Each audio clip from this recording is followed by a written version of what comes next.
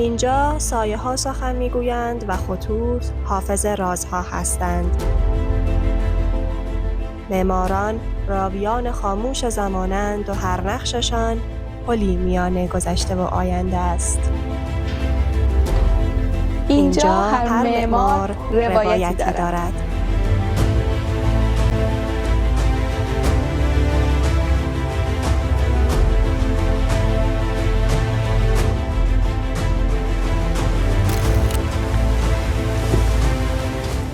عرض ادب و احترام دارم خدمتتون.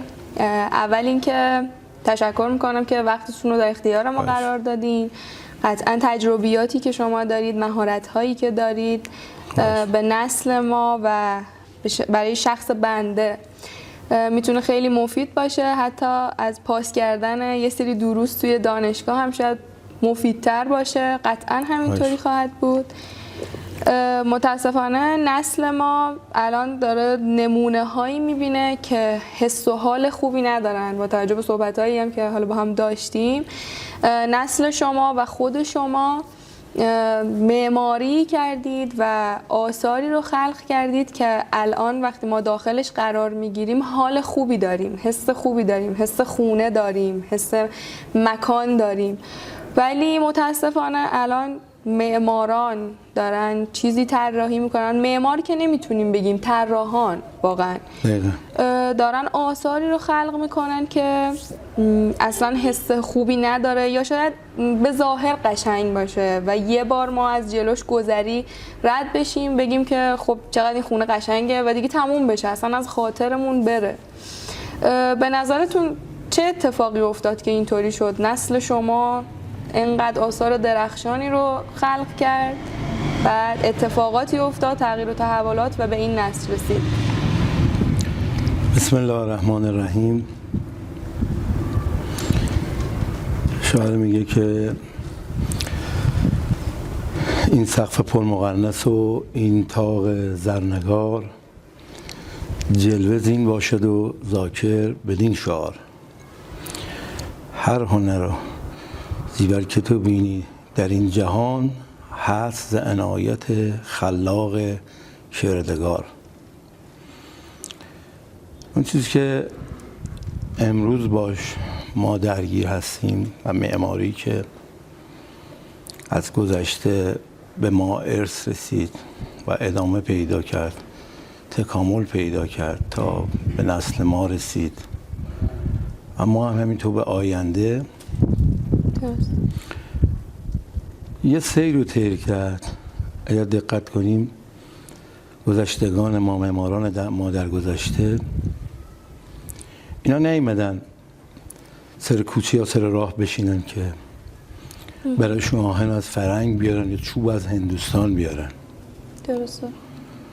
اینا آمدن در محیط اطراف خودشون، هر جا که زندگی میکردن، با مساله بومی که اون منطقه داشتن شروع کردن کار کردن.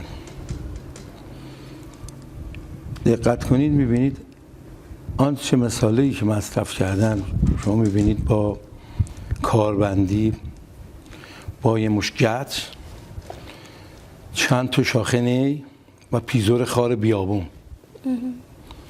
مایه پوشش های دولایه و یا چند لایه ساختن که به اعتقاد بعضی ها فقط برای تزیین و یا آذین چند هنر در وابسته به معماری یا در کنار معماری به وجود اومد، در صورتی که اینطور نبود. خیلی از این هنرها سازه اصلی رو تشکیل میدادن، اسکلت اصلی یه ساختمان رو تشکیل میدادن و با عشق کار میکردن، عشق به خدا.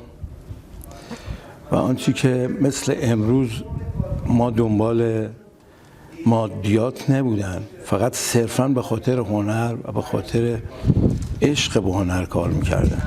درست. اما امروز میبینیم همه چیز ما بر اساس مادیات هست. معماری رو نگاه میکنیم، اگر نگاه کنیم میخوام ببینیم ما کجای معماری قرار داریم. اگر دقت کنید مثلا از زمان فرض کنید ساسانیان، بعد ایلخانی، صفوی قاجار تا به ما نسل ما مثلا تا به امروز دقت کنی یه تکاملی داشته، البته یه دوره‌های خب بیشتر، یه دوره‌های هم کمتر. درست. ولی اینکه ما کجا قرار داریم الان نگاه کنیم، ما در این بازار آشفته تجدد نه شباهتی به غرب پیدا کردیم و اون چیزی که خودمونم داشتیم از دست دادیم، گم کردیم. متاسفانه به معماری روی آوردیم. مثلا امروز نگاه میکنیم ما در شهر کویری زندگی میکنیم که اصلا اقلیم ما با شهرهای دیگه فرق میکنه. چون فرض کن در شمال یه نوع معماری داریم با چوب هست، ولی در کویر معماری خشت و گل و آجر. خب وقتی نگاه میکنیم ببینیم ما دقیقا الان در شهر ما نماهامون کاگل بوده، امروز داریم از سنگ استفاده میکنیم. از مثالی استفاده میکنیم که اصلا در اطراف ما وجود نداره و رو اقلیم ما تأثیر میگذاره. شما اگر دقت کنید مثلا اگر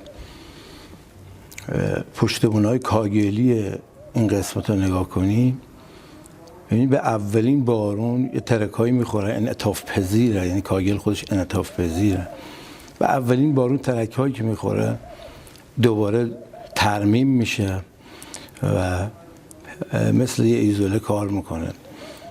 خب گرمای کمتری داره، الان تمام ساختمان خودش تولید گرما میکنه، این سنگ و نمای دیگه.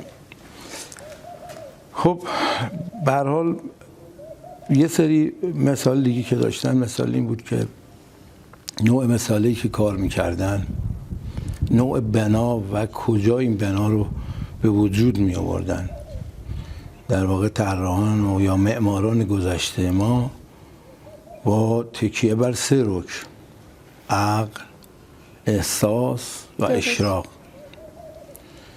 و همچنین با اعتقاد به ضرورت تعادل و تعامل میان 3 عنصر: فضا، بنا و انسان در جامعهتون ساختمون با شرایط اقلیمی و در نظر گرفتن برانگیختن احساسات، در نظر گرفتن تناسبات، ابعاد انسانی، نظم، زیبایی، تقارن، اینا رو در نظر می گرفتن و مکانی تدبیر شده می آفریدن.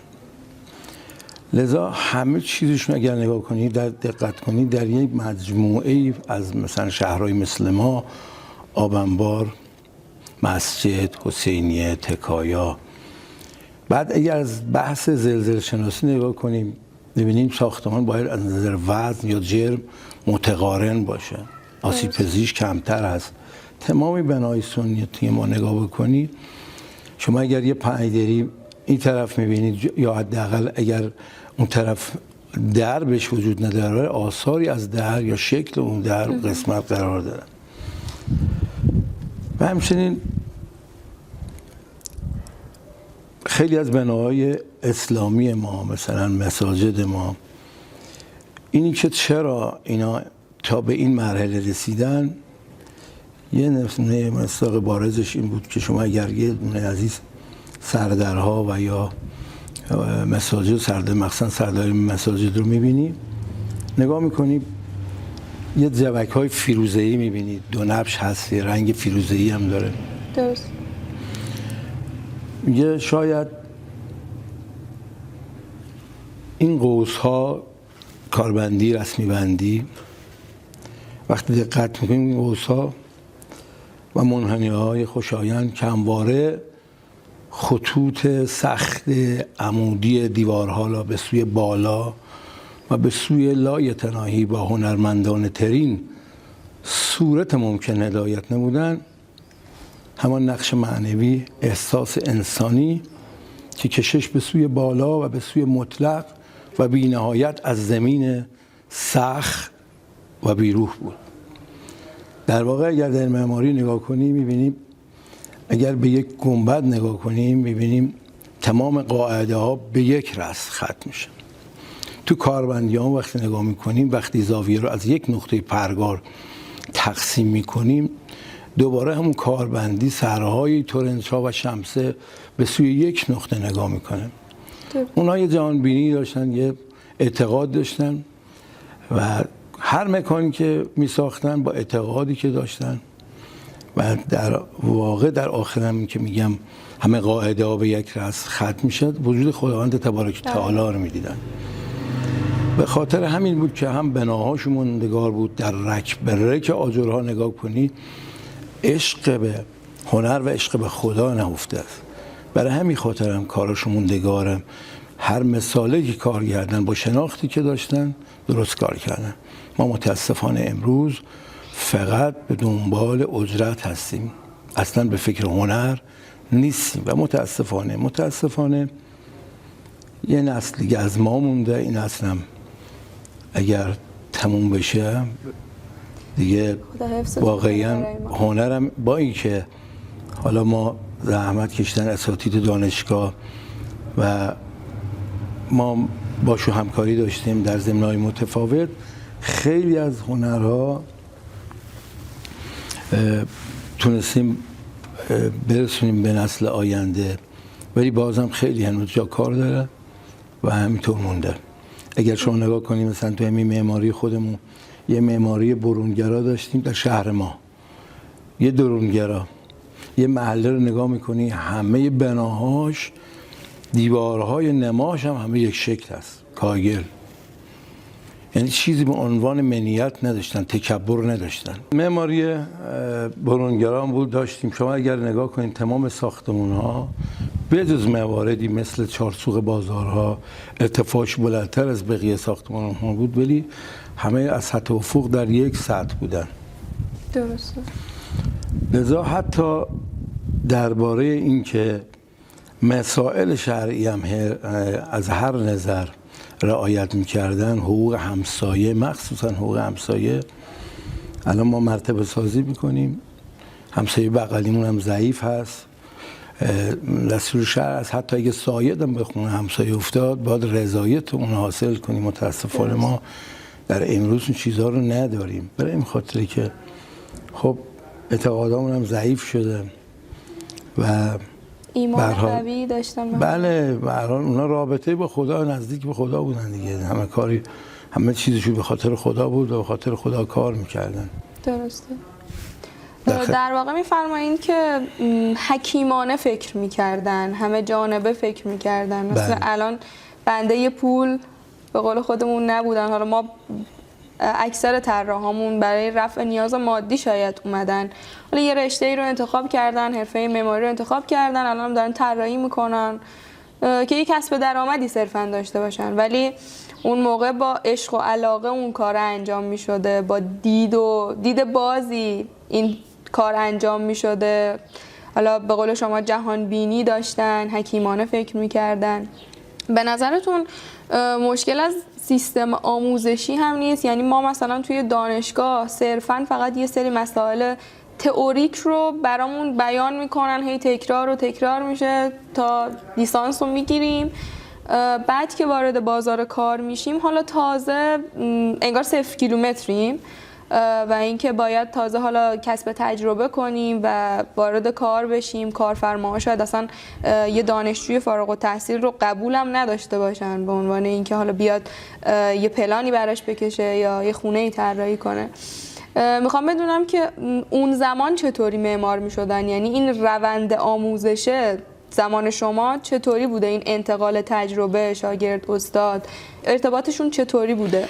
این شاعر میگه ذات نایافته از هستی بخش کی تواند شود هستی بخش، یعنی کسی که نتونه خودشو بسازه کی میتونه محیط اطرافشو بسازه. دانشگاه خب به هر حال یه سری دروسش و تدریسش خب به هر حال برگرفته از غرب هست. ما یه معماری دیگه داریم، خب ما داریم یه معماری دیگه رو داریم تدریس میکنیم. خب اینا دیگه بحثایی که هست که الان تحقیق میکنن بعد دنبالش هم هستن میبینیم. یعنی اون چی که من به اون رسیدم، این هنر غیر از این که بعضی موقع میشنویم که آره اینا چطور بی سواد بودن این کارا رو انجام میدادن. من اصلا همچین چیزی رو اعتقاد بهش ندارم. شاید دورهایی از اساتید ما بی سواد بودن، ولی شما اگر نگاه کنید در کنار اینا در زمان مثلا جمشید کاشانی، در زمان ابوالوفا بوزجانی، شما ببینید چه هندسه قوی که الان شما اگر با کامپیوتر رصد کنید ببینید هیچ خطایی خیلی از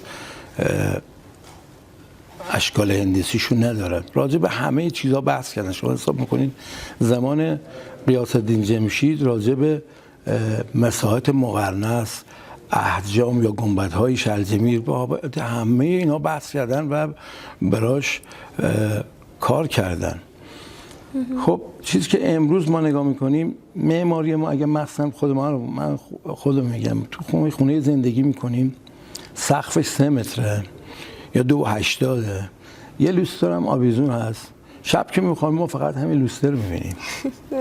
ولی در معماری گذشته ما حیاط مرکزی داشتیم، حیاط داشتیم، اطراف حیاط حوض آب، باغچه، هم دمای در تابستون در اثر همین حوض آب و زیرزمین و بادگیرها یه تهویه هوایی داشتیم، یا اینکه از سمت زمستون جاشون عوض میکردن میرفتن یه سمتی که خونه میشستن یا تابستون، همینجور برای تنوعی تو زندگی بود. اما امروز ما فقط یه 4 دیواری، یه سقف 2.80 میبینیم و اون موقع میومدن شب تو حیاط میخوابیدن، رو تخت میخوابیدن، بعد نگاهشون به آسمان بود. این به هر حال این ستاره دب اکبر، دب اصغر، راه کهکشان، راه شیری، یه موقع میشه غیاث الدین جمشید کاشانی. درسته. ما امروز سرم پایینه، سرم بالا نیست، به دور نگاه نمی کنیم، فقط جلو پامون رو ببینیم. معماریمون الان همینطور شده، فقط ما جلو پامون میبینیم آیندگی. شما هر کاری تو معماری سنتی میبینی همه کار رو تموم کردن. یعنی ما سقف نداریم، آسمان نداریم. آسمان نداریم، ساختمانمون روح نداره. درسته. چیزی که از نظر شرعی یا اون که از نظر بهداشتی، اون که حالا از نظر اسلام 1400 سال پیش اومده، شما نگاه کنید ما خونه‌های قدیم همه دستشوی توالتاش خارج از ساختمان، الان ما همه بغل هم حمام، دستشوی، توالت، میگم مجموعه یک محله، حمام، آب انبار، مسجد، تکیه حسینی، همه چیزی در کنار هم، همه رو با هم در قالب فضای مکانی ساختمان میدن. منتهای مراتب امروز ما همه اینا رو به خاطری که در صورتی که شهری مثل شهر ما این که زمین زیاد هست، ما داریم مرتبه سازی میکنیم و اصلا اقلیم و درد اقلیم ما مرتبه سازی نمیخوره. درست. متراکم. آره متراکم، جمعیت یه جا. به هر حال دیگه او حس حال قدیمو نداریم و به همین خاطره که روحیه‌مون همه افسرده شده. نگاه کنید شما اگر خوب دقت کنید، معماری در روح روان انسان تأثیر میذاره. 100%. حالا چرا؟ شما اگر گنبد سلطانیه رو زنجان دیده باشید، زمان سلطان محمد خدابنده، اولجایتو، بله، این گنبد رو در وصف و مقام و منزلت آقا امیرالمومنین ساخت. اینقدر این معماری ما تاثیرگذار بود، اینا مغول بودن، از قوم مغول بودن، اینا شیعه شدن، یعنی این معماری حتی بره دین هم مؤثر بود، دین هم عوض میکنه.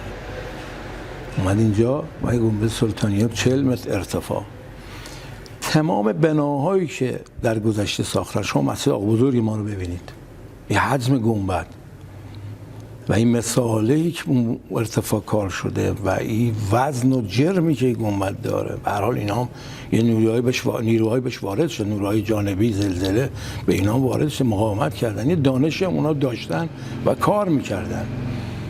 و اینکه مثل امروز ما مساله‌مون به خاطری که سریعتر کارو ببریم جلو، مسائلمون رو ضخیم‌تر گرفتیم، ملاتامون کمتر بندش، ولی خب اونجا نگاه میکنی در مسجد آقا بزرگ گنبدش 17 حرکش 1 متره. توجه فرمودیم. من تا الان همه اینا تغییر کرده و دانشی از مساله و اینکه اقلیم اونجا نداریم. به هر حال این که میگم معماری تو روح روان انسان هم تاثیر میذاره، یعنی اینقدر جذاب هست که بر همه چیز تاثیر، بر زندگی روزمره ما، از اینکه آرامشی در خونه ها ما داریم که الان در خونه هایی که الان هست نداریم، بیماری امروزمون نداریم. به هر حال خب به نظرتون راهکارش چیه؟ مثلا اون زمان یه اوستایی بنالی، اوستایی معمار چطوری شاگردش رو تربیت میکرده؟ اون تجربه چطوری منتقل میشده به نسل بعدی و حفظ میشده؟ ببینید، من تحقیقاتی که من داشتم تو خیلی موارد دیدم این شکلی، چون خودم هم تقریبا شامل من آقای حاجی اشقابادی استاد من رو خدا رحمت کنه، همه اموات و مخصوصا ایشونو پدر بزرگوارشون حاجی رضا اشقابادی هنرمند قابلی بودن. بعضی کاراشون هم که انجام میدادن زمین که تجربی بود، یه کارهایی مثل هندسه هاشو کاربردی بود. درست. یعنی اون چیزی که سریعتر کار باش بکنن با همون کار انجام میدادن. خب به هر حال یه شاگردی که من در دست استاد قرار میگرفت، من خاطرم هست که خدا رحمت کنه حاجی اشقابادی رو میگفت، از قول پدرش میگفت همسایه ما پسرش رو می آورد پیش پدر من شاگردی، مادرش میگفت بچه منو شب استخوناشو تو کیسه بکن بیار خونه ولی کار یادش بده. درست. اینقدر اهمیت میدادن به هنر، کار یادش بده. امروز میگن پول هرچی زیادتر بده کارم کمتر. تجربه که یه تقریبا کار ما، کارهای سنتی به یه سال 2 سال نمیتونه یه نفر شاگردی کنه به همه درجه ها برسه. شما اگر بابشو باز کنی برید تو کاربندی، فقط شما مقرنس، انواع زمینه‌های مقرنس ما داریم، تازه میرسیم به آویز، تازه میرسیم به زمینه‌های تونک، نقل، اینا همه جا کار داره و طراحی داره. چطور که اونا این همه کار و همه رو با هم دیدن و همه رو ساختن و به این نتیجه رسیدن، کار کردن.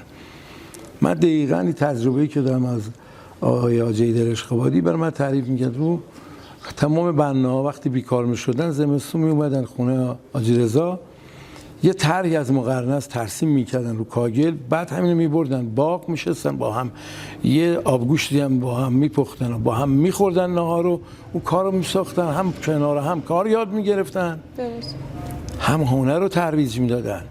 متاسفانه ما امروز بخلی هم که تو هنر داریم باعث این شده که هنرمون هم که هنر نیاکانمون هم ترویج ندیم.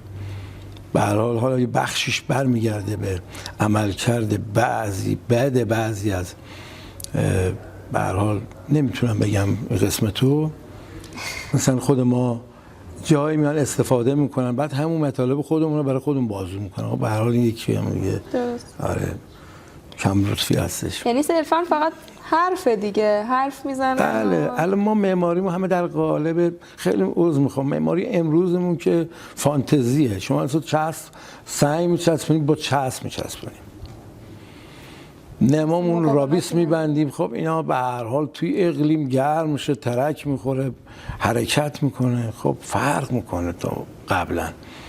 خب الان همه اینا رو ما نداریم. معماری امروزمون این شکلیه. صرفا رفع نیاز یا رفع تکلیف بهش نگاه می‌کنید. بله، مردم قدمتاش هم نگاه کنید. شما الان ساختمان‌های امروزی رو نگاه کنید، حالا به قول آیین‌نامه‌ها میگن 25 سال.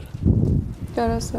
آیین‌نامه‌ها میگه، ولی خب به هر حال نگاه به ساختمان رو می‌بینید، ساختمان قدیم این همه سال پی ساختمان‌ها رو نگاه کنید. شما چه تکنولوژی داشتن، چه فکرایی داشتن، اینا کار می‌کردن با شفت آهک، با هک، ولی خب اون مثالا رو میشناختن، خوب کار میکردن. ما امروز نگاه کنید فولاد مثل موم تو دست ماست، هر حرکتی بخوام باش انجام میدیم. درست. ولی سد میسازیم، سد اون آب گیری نکرده میشکنه. من با اونجا دانشگاه یه موقع صحبت گفتم این صحبت. ما اینجا یه بند خاکی داریم در قهرود جوینان، همونجا کوراهک‌پزی زدن و همونجا با سنگ و مساله اونجا بند خاکی که 25 متر عمق داره ساختن که بعضی موقع من دیدم مشاهده کردم با چشم خودم. آب میاد از رو بند سرازیر میشه میره. ببینید هنوز این صد جای از نظر مکانی طوری طراحی شده که تو یه فضای طراحی شده، هم آبگیری داره، هم اصلا این تا حالا نشنده نشکسته. ولی ما الان آرماتور و بتون و همه چیزی داریم، باز نگاه میکنیم ضعف داریم. یعنی الان به ظاهر فقط ما میگیم که تکنولوژی داریم در اختیارمونه، داریم ازش استفاده میکنیم، ولی در واقع هیچی نیست دیگه. سریع خراب میشه، تخریب میشه. خب برمیگرده وجدان کاریمون دیگه، اونی که باید داشته باشیم. به هر حال خیلی ساختمان‌ها امروز هم نگاه میکنید در سرنوت همون ساختمون تموم شده زلزله میشه تخریب میشه. چرا؟ کمکاریه دیگه. یه جای فکر نمی کنیم، اون کارم خدایی نیست، فقط به خاطر دنیا کار میکنیم. فکر کردن کم شده. بله. معماریه. بله.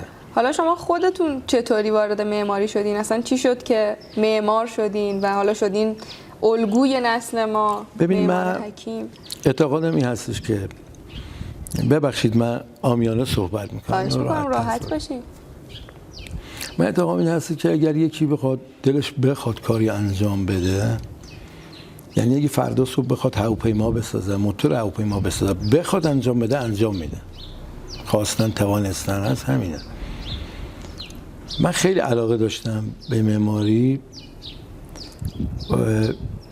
یه موقعی میدم پیش آیا جیدر، وقتی میخواستم اومدم تو بحث مقرنس. الان من طرحهایی دارم تو انواع زمینه‌هایی که واقعا نمیشه توش کار کرد. مثلا شما فرض کن مثلا زمینه 8 محراب و من باید مضربش چنده؟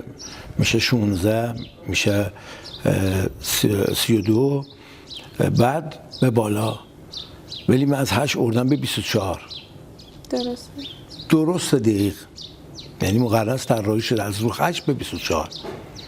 زمینه‌هایی که واقعا باید یه خلاقیتی ما هم از خودمون نشون بده، ما طرحهای ما هم از خودمون داشته باشیم، کارهای انجام بدیم. اینه که علاقه‌ای که من داشتم می اومدم مثلا یه نقشه مقرنس رو 1 هفته ناهار می‌خوردم بغل سفره بود، شب می‌خوابیدم بالا سرم بود. سوالم به خودم عهد کرده بودم نکنم تا بفهمم، باهاش زندگی می‌کردم. آره، راهکار رو پیدا کنم. توجه فرمودی. امروز ما سریع‌تر میخوام بین، نمیگم اینم فکر غلطیه که اینو من تایید نمیکنم که مثلا بیایم بخوام یه کاری رو تجربه کنیم خودمون، نه، باید از تجربه دیگران هم استفاده کنیم. اون که یه راهی اونها رفتن، یه مقدارش درست بودن، ما از اون استفاده کنیم کارمون جلوتر بره. ولی در واقع باید فکر رو به کار انداخت. یعنی اینکه ما هم برای خودمون یه ایده‌ای داشته باشیم. من دارم اینو میگم، ما از اون موقع تا به حال، گفتم از زمان ساسانیان، نمیدم ایلخانی، صفوی، زندیه، نمیدم حالا به هر حال صفویه که اوج هنر معماری بود، تا به امروز ما کجای معماری قرار داریم؟ ما چه کار کردیم؟ همه اینا هم که الان داریم بناهایی که میسازن یا معماری سنتی انجام میدن کپی برداری هست اکثرش، کسی از خودش طراحی زحمت نمیکنه. بله. به خودش نمیده و تازه خیلی هاش هم غلط هست، زمینه‌هاش غلط هست.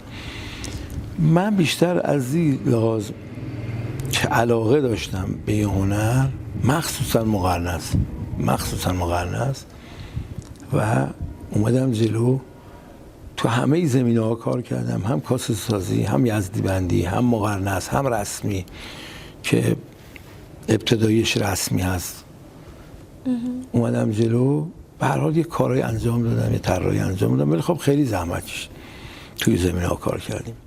در نظر بازی ما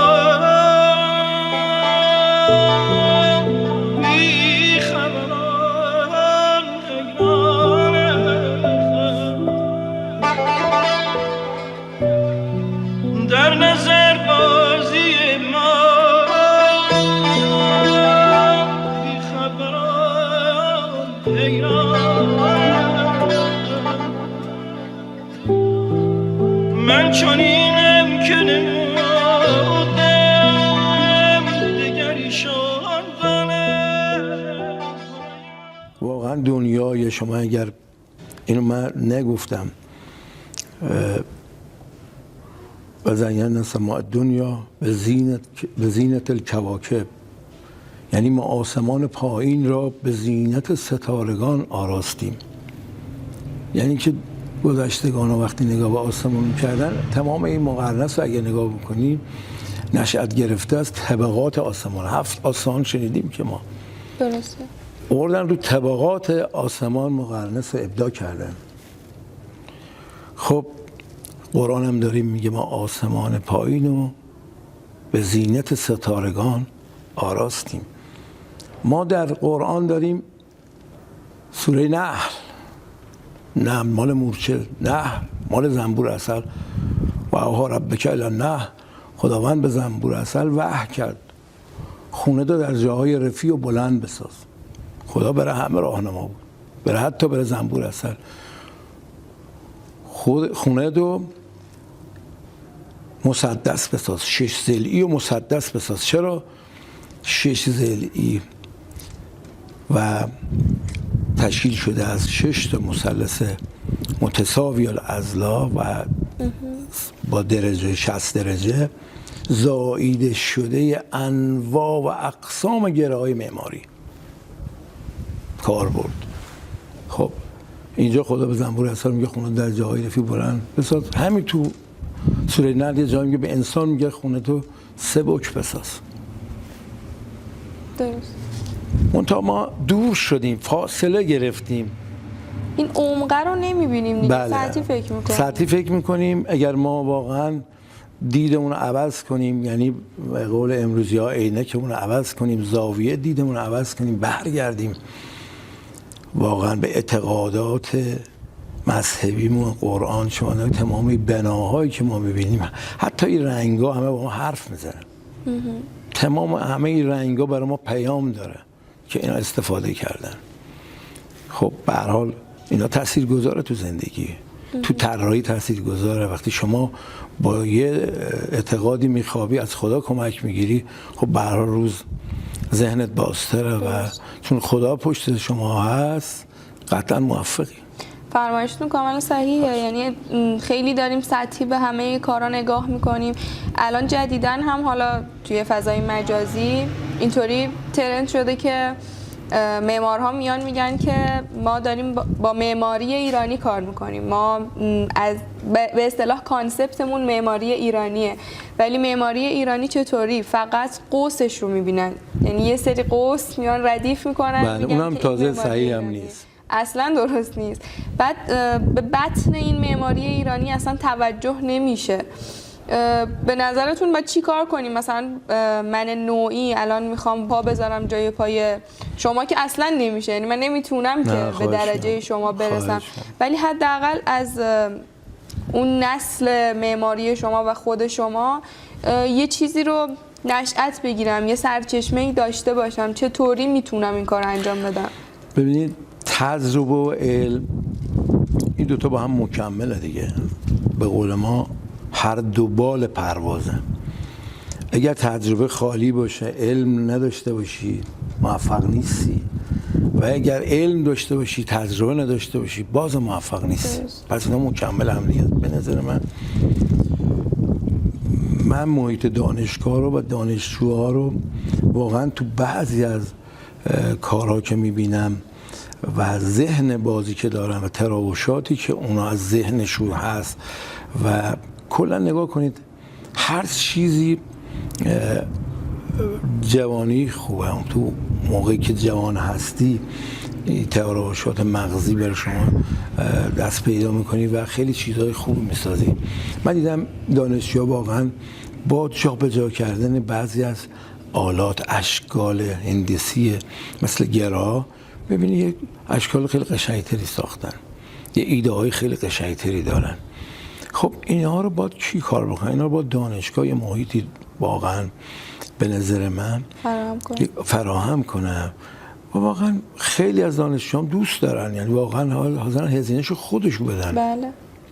کارگاه‌های عملی که حتی اینها اگر اینقدر شیرین هستن مثل معرق، شما اگر معرق تراشی بذاشی اینقدر، نه معرقی که کاشی‌ها رو میشکنن بغلم قرار میدن، من نمیخوام حالا بعضی هنر زیر سوال برم، معرقی که گل و بوته و اسلیمی با کاشی میتراشن چه هنر خوبیه، چه هنر بزرگی و ظریفی هست.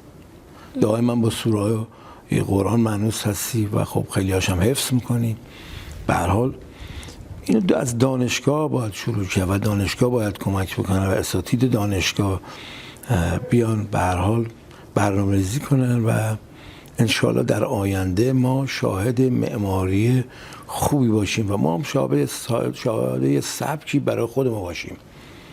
ما هم یک کاری انجام داده باشیم در زمان خودمون، یک کاری ابداع کننده باشیم. بله، ما اگر در گذشته نگاه کرده باشید، مسجد سپهسالار که بری، شخصی از اینجا از کاشان به نام استاد جعفرخان میره اونجا بره کار، تحویلش هم نمیگیرن، تازه بنا تحویلش نمیگیرن، بعد میگن که شما برو، به اصطلاح قدیم ما میگن برو سردر لوله‌ی خونه رو بساز، یعنی دستشویی توالت‌ها رو بساز.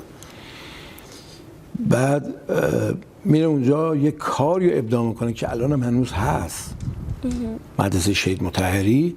همون قسمت وارد بشی نگاه میکنی تلفیق یزدی بندی و آخر آورده به 7 کاسه رو ابداع کردن، یعنی چیزی که استاد جعفرخان ابداع کرد برای سقف‌های کم ارتفاع، شمس زیاد و بسیار زیبا و بسیار فنی، رسم بسیار فنی.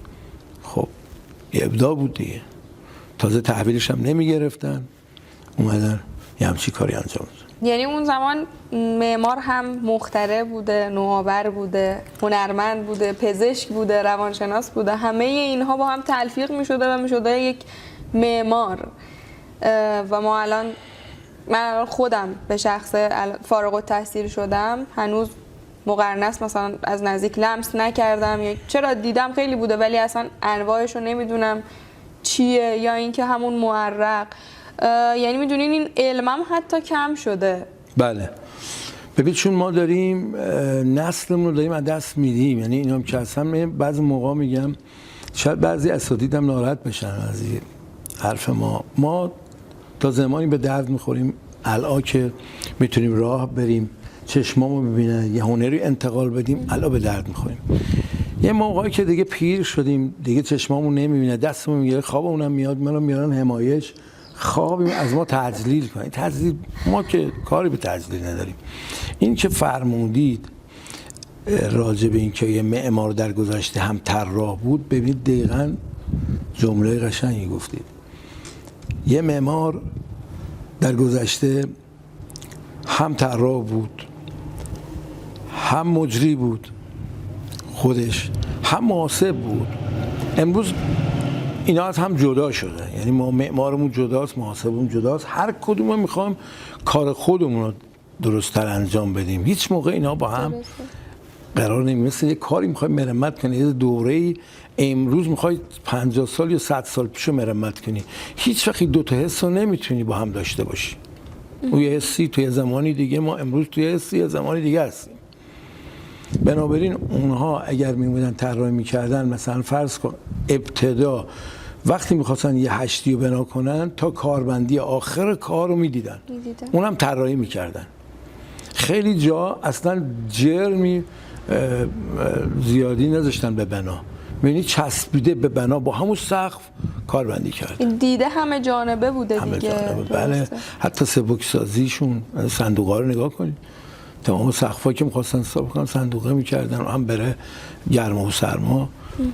به هر حال همه رو در نظر می‌گرفتن. الان یه معمار به عنوان یه سرتیم باید تمام اینها رو خب بلد باشه و اینکه همه رو با هم هندل کنه و مدیریت کنه، ولی در واقع الان اینطوری نیست دیگه. بله. سازه یه سازی میزنه، معمار یه سازی میزنه. برای همینم هست که فکر می‌کنم ساختمونامون دیگه هیچ جا خودش نیست. درسته، یعنی ساختمون حرفی برای گفتن نداره. در واقع وقتی معمار با عمران دعوا میکنه سر یه ستون یا تاسیسات با سازه به هم نمیسازن، چه توقعی داریم ساختمونمون حرفی برای گفتن داشته باشه؟ ساختمون با عشق ساخته بشه. بله دقیقاً درست. ما امروز چیزی که مصرف میکنیم، خیلی عذر میخوام، ببینید ما بیشترین انرژی رو مصرف میکنیم، برق، آب.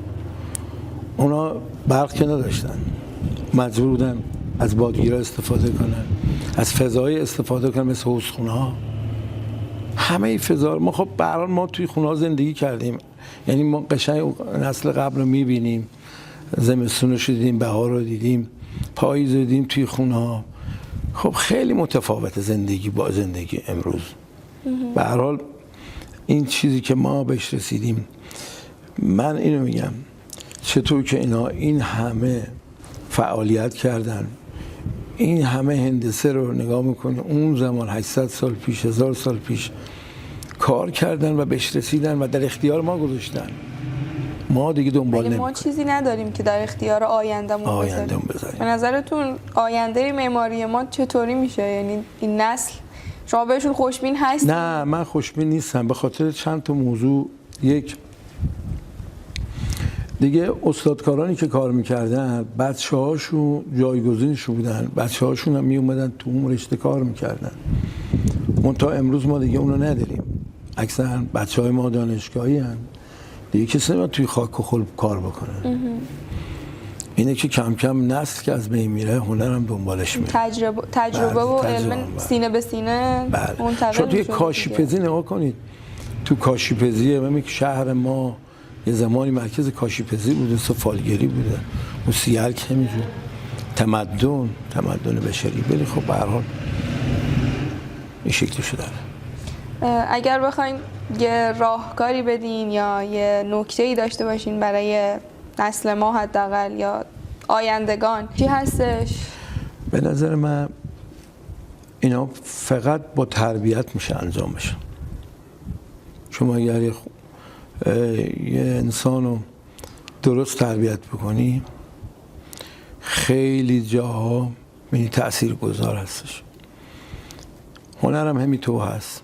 ما باید از تربیت شروع کنیم، یعنی ما باید هنرمند تربیت کنیم.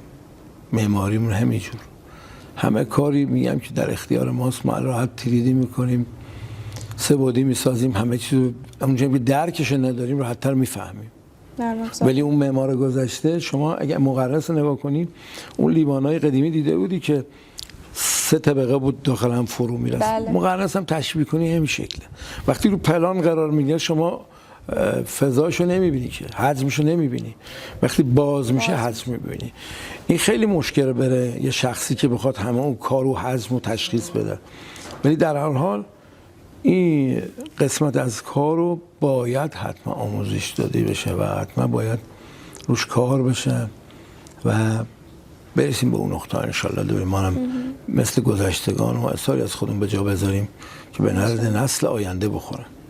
به نظرتون اصلی ترین مهارتی که یه معمار جوان، یه دانشجوی معماری باید یاد بگیره چیه؟ حالا اون سیستم آموزشی دست دانشجو نیست واقعا، یعنی سیستم یکم بالاتره، ولی خب کاری که خود اون دانشجو باید انجام بده چیه به نظر؟ من خیلی دانشجوها رو داشتم، اینا خیلی خودشو فعال بودن، واقعا خودشو دنبال میکردن.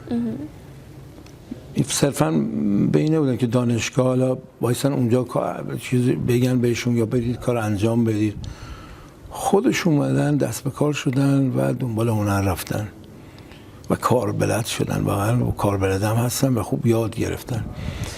هیچ کاری نیست تا این که بخوای تجربه کنی عملی انجام، باید توی رشته که اومدی این مسئله رو لمس کنی. شما الان یک طراحی که انجام میدی به هر حال فرض کنید زمینی میخوای ابعادش رو ترسیم کردی، میخوای حالا گفت این برداری اجرا کنی، به هر حال باید وارد باشی. درست.